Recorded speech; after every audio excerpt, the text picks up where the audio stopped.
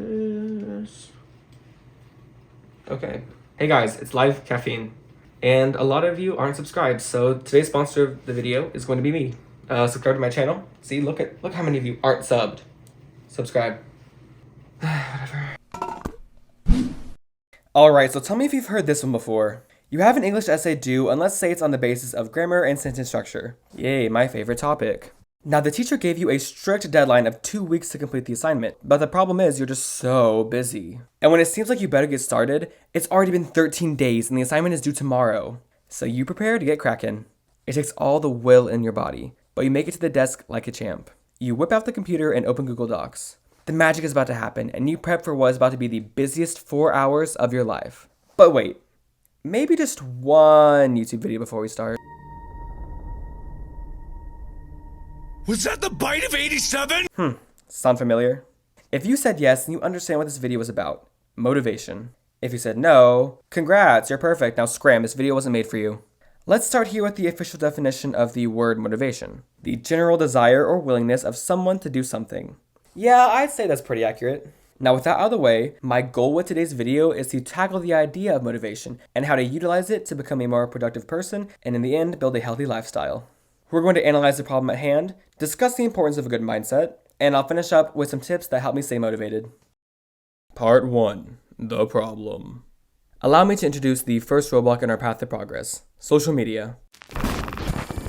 We're going to jump in by using some examples from my personal life, specifically this channel. I always tell myself I'm going to work on a video and have it out at a certain date, but I often end up wasting this time and having to spend longer finishing something that would have been much simpler had I planned accordingly. I sit down, get to work, maybe animate for 15 minutes, then take a break on my phone with maybe TikTok or YouTube, which then spirals out of control, and then I end up spending all the time I had watching mindless entertainment that has no benefit to me. A couple days of this go by, and before you know it, 2 weeks have passed, and I barely have 2 minutes animated, let alone a coherent script. So now you know why my upload schedule is so awful. From this example, we see how I use social media as a stimulant that pulls me from my work and wastes my time. To clarify, a stimulant is a substance that raises levels of psychological or nervous activity in the body. Think Octane from Apex Legends. Wait, is that why it's called a stim? The more you know. Now, social media is easily the most prevalent and relatable topic, but there are other distractions that can keep you from being smart with your time. This can include video games, TV, and shopping. Now, looking at this list, these aren't inherently bad things at all, but they can become a problem when we don't practice self-control. An unhealthy addiction can sprout from just about anywhere, and we need to be aware of this. The lack of motivation can stem from low energy due to a lack of sleep or a lack of fulfillment. Depression is a very prevalent problem nowadays, and it factors into the unwillingness to want to do anything for that matter. So in order to combat this problem, we need to go to the source, which leads me to my next point. Part 2. The mindset. Staying focused, I've realized, has a lot to do with your mindset and having knowledge of the issue. My example yet again being, you guessed it, social media. Now, I don't think social media is inherently evil in any way. I should just personally know better to limit my time. However, we can't undermine that these platforms are designed from the ground up to be addictive. Hey, watch my video. No, watch my video. Want to scroll into people whose lives are better than you? The FBI is closing in. Wait, what? They entice you with suggestions that look appealing to click on, or to start playing videos catered to specifically right as you open the app. I'm looking at you, TikTok. In this market, we have to understand that these platforms are the sellers, and us as a user are the products that they sell. Views are literally how money is made, by slapping an ad in your face every minute. Now take this and apply to what I listed earlier. Video games create a visual experience that is stimulating and keeps you wanting more with cosmetics and new content. TV keeps you watching with perfectly cut cliffhangers or back-to-back episodes of your favorite show. And shopping, with stores curated to make you susceptible and pressured to make a purchase, or buy more than you really need. Also, Food Theory has an amazing explanation of how grocery stores use tricks like this, so if you want to go see more like that, go watch their video. It's sad that this problem isn't addressed more because it really isn't our fault we love to waste time. Corporations have us figured out, so we are fooled in every aspect to follow along with it. It is up to us as individuals to change the world by changing our minds. With this knowledge, we have to understand the game that these sellers are playing, and do what we can to keep ourselves from falling prey to the cycle.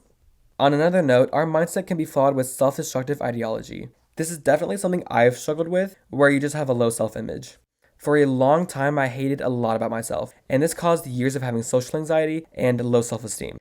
Being scared to be myself has kept me from doing so much, and one of my biggest regrets is being too afraid to try new things. This toxic mindset is what kept postponing me from making a YouTube channel. And now that I'm consistently working on one, it makes me happy to see how far I've already come. I see too often people that let their fear control their actions, and I really want to have a dedicated video to discuss that, because being comfortable with yourself is the first step to progress. So in a life where the world and sometimes ourselves are against us, how do we find peace? Part 3. The solution. So, we know the problem and we understand the cause behind it. Now I'm going to discuss what has worked for me with some helpful tips. Firstly, and most importantly, remove distractions. If we make these things easily available to us, we are more susceptible to give into it. I implore you to make it harder for yourself to access social media. If you distance yourself from distractions, you kind of have nothing else to do besides get your work done. As a creator, I have had a hard time staying away from social media, but I recently made a very tough decision for myself. I deleted TikTok from my phone. Now, before you freak out, I did not delete my account, just the app. I still have it on my iPad if I really want to access it, but I found that recently I haven't really needed to have TikTok. All I do in the app is scroll through videos for hours with the time I could be using to make content. I realized this and made the choice to remove myself from being distracted. Also, my account is super dead, but I want to have a separate video to cover that. So find things that you may be wasting your time with and work to remove them from your schedule, which is our next point, scheduling. Scheduling is essentially sitting down and creating a systematic approach to your day via planning certain events at certain times. Prioritize and make time for what is really important. Schedule times and follow them. You don't have to strictly, but you still want to get things done. A huge help to having a great schedule is just creating events on any calendar app on your phone. I use my calendar to plan out where I have to be and what times I'll be working or creating or at school. A well-curated schedule can help visualize the tasks at hand. With that said, it's important to schedule time for breaks, because working too much and not allowing time to recover will eventually lead to burnout. So first I'll wake up, then read, then work for 4 hours straight, not eat, work for 6 hours, jog, read again, and get a healthy 2 hours of sleep. So it's important to understand what you can do in a day and plan accordingly to whatever works for you. Probably my favorite and most effective tip is to create goals for yourself. I like to contemplate on who I want to be in the future and what qualities I want to have. Then I create short-term and long-term goals in my life and work towards the person I want to be. Using myself as an example again, I wanted myself in the future to be healthier, disciplined, and hardworking in all areas of life. So with that, I made the decision to go to the gym consistently and push myself to failure. I'm working on getting to sleep earlier and waking up earlier to maximize my day. I want to pursue my passions, so I'm pushing myself to create longer, more developed content here on YouTube. Something that has really helped me stay consistent is a great app called Habit. And sadly, no, I'm not sponsored, I just really like it. Essentially, you set up goals with tons of customization to fit your needs. It can also send you notifications to remind you to complete your goals. For me personally, I have goals to work out, eat better, drink water, create content, sleep early, read my Bible, and overall spend time away from devices and to contemplate. Anyways, I'd recommend this app to anyone because it really has helped me stay focused and on track with a clear view of what I need to accomplish.